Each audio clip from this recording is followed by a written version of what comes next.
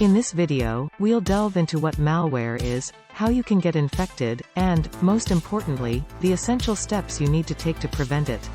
So, let's dive right in. Malware stands for malicious software and refers to any software intentionally designed to harm or exploit your devices or steal your personal information. It can come in various forms, like viruses, worms, ransomware, or spyware. The most common way we can get infected is through email attachments from unknown sources or suspicious links.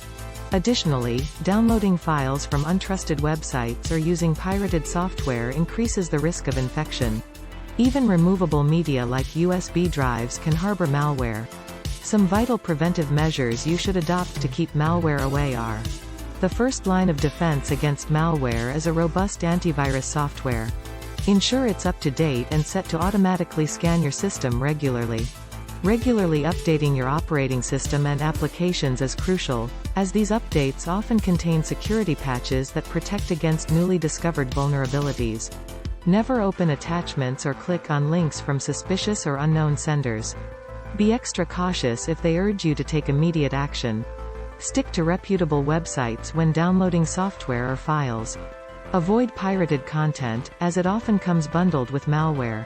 Make sure your firewall is enabled to monitor and block unauthorized access to your network.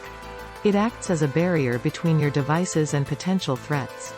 Backing up your important data on a separate storage device or cloud service is essential. In case of an infection, you can restore your files without paying any ransom.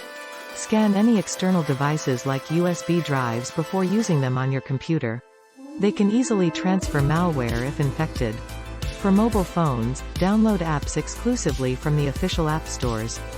Trust only known app developers and beware lookalikes or unofficial apps. Malware prevention requires vigilance. We hope you find this information helpful in securing your digital world. If you did, don't forget to give us a thumbs up and subscribe to our channel for more cybersecurity content.